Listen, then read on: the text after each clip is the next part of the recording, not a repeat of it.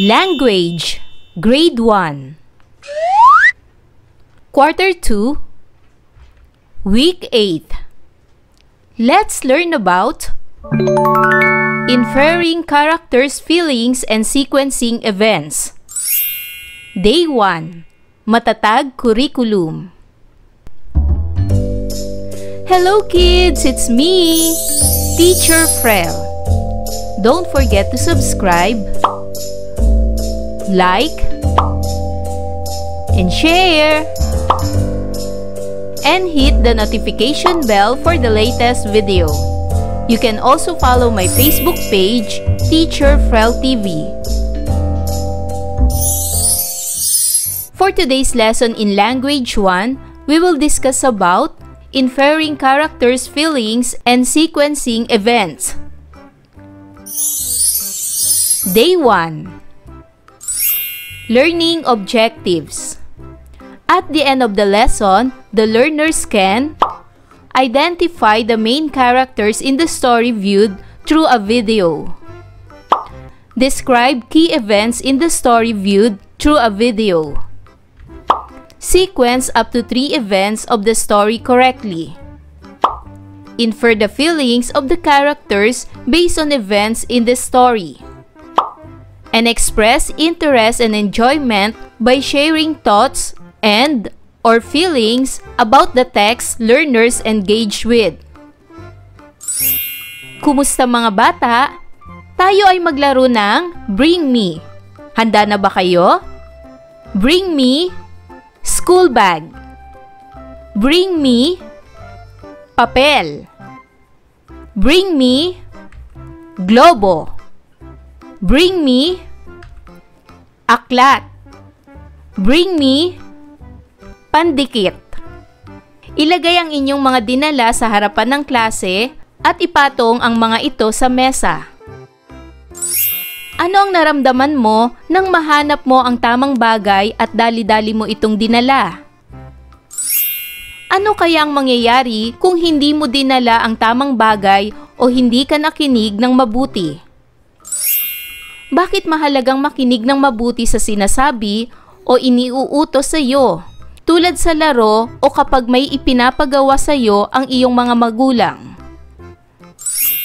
Ngayong araw, manonood tayo ng video tungkol sa isang bata na masunurin.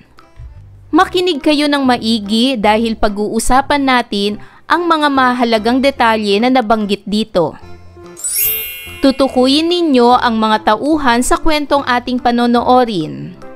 Ilalarawan ninyo ang mga kaganapan sa kwento. Ipagsusunod-sunod ninyo ang mga kaganapan sa kwento at huhulaan ang mga damdamin ng mga tauhan batay sa mga pangyayari sa kwento. Basahin muna ang mga sumusunod na salita na may kinalaman sa ating aralin. Ang mga salita ay masunurin, online class, laptop, agahan, takdang aralin, nagbabadyang malakas na ulan. Ano ang kahulugan ng salitang masunurin? Ang masunurin ay isang taong sumusunod sa utos o tagubilin ng magulang, guro o nakatatanda. Halimbawa, si Ana ay masunurin sa kanyang mga magulang kaya siya ay kanilang mahal na mahal. Ano ang kahulugan ng salitang laptop? Ang laptop ay isang uri ng portable na computer na maaaring dalhin kahit saan at gamitin para sa pag-aaral o trabaho. Halimbawa, ginagamit ni Mia ang kanyang laptop sa paggawa ng takdang aralin. Ano ang kahulugan ng agahan? Ang agahan ang unang pagkain sa umaga, tinatawag ding almusal. Halimbawa, laging sabay-sabay na kumakain ng agahan ang pamilya ni Liza bago pumasok sa paaralan.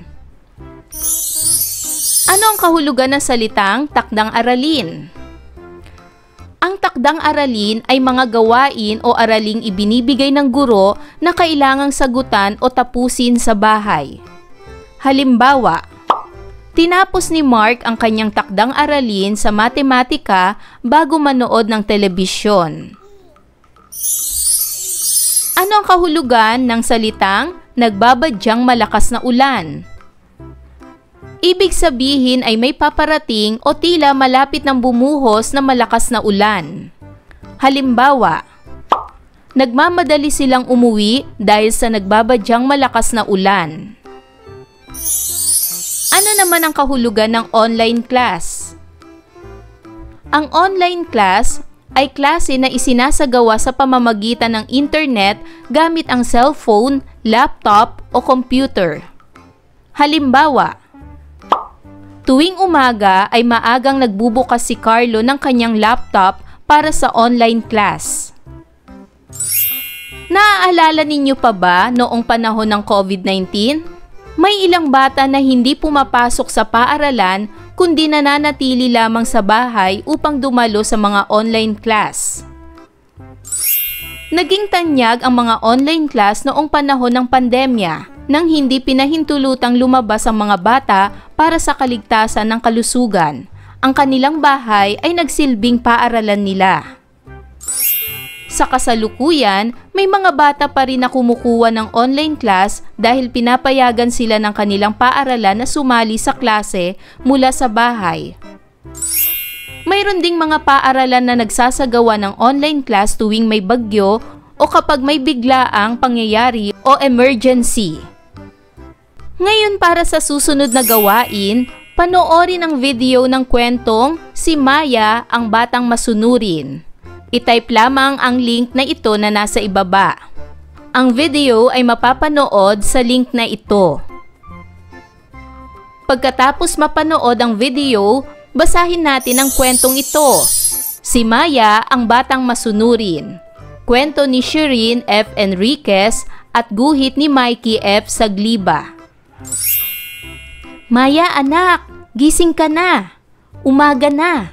May pasok ka pa sa online class. Wika ng kanyang ina. Opo, inay. Magalang na wika ni Maya. Araw-araw ay nakaugalian ng gisingin ng kanyang ina si Maya sapagkat mahimbing ito kung matulog. Si Maya ay isang masunuring bata kaya't kinagigiliwan siya ng buong pamilya. Sinusunod niya ang anumang inuutos at ibinibilin sa kanya. Pagkagising niya ay agad niyang inayos ang kanyang kama, naligo at pagkatapos ay kumain siya ng kanyang agahan. Maya-maya pa ay nagbukas ng laptop para sa kanyang online class. Maging ang kanyang guro ay kinagigiliwan siya dahil sa pagiging handa nito sa mga talakayan. O mga bata, pagkatapos ng ating online class, gawin ninyo ang inyong takdang aralin at mga gawaing bahay. Wika ng kanilang guro. Pagkatapos ng klase, ay agad-agad na kinuha ni Maya ang kanyang takdang aralin at sinimulan na ito. Maya! Maya! Maari mo ba akong tulungan na iligpit ang mga sinampay na damit?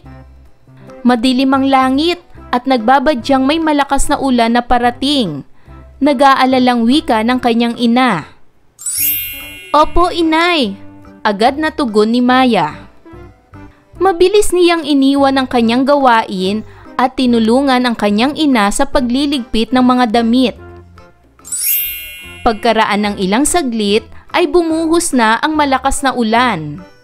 Bumalik si Maya sa kanyang kwarto at ginawa niya ulit ang kanyang takdang aralin. At dito nagwawakas ang ating kwento. Panoorin lamang ang videong ito sa link na nasa ibaba. Ngayon ay sagutin ang mga sumusunod na tanong. Para sa unang katanungan, sino-sino ang mga tauhan sa ating kwento? Tama! Ang mga tauhan sa kwento ay sina Maya, nanay ni Maya, at ang kanyang guro. Pangalawang tanong, Ilarawan si Maya at ang nanay niya. Tama! Si Maya ay isang masunuring bata kaya't kinagigiliwan siya ng buong pamilya. Sinusunod niya ang anumang inuutos at ibinibilin sa kanya. Ang nanay naman ni Maya ay nakaugalian ng gisingin siya araw-araw sapagkat mahimbing siyang matulog. Pangatlong tanong, ano ang inutos ng nanay ni Maya? Tama! Inutos ng nanay ni Maya na tulungan siyang iligpit ang mga sinampay na damit sapagkat madilim ang langit at nagbabadyang may malakas na ulan na parating.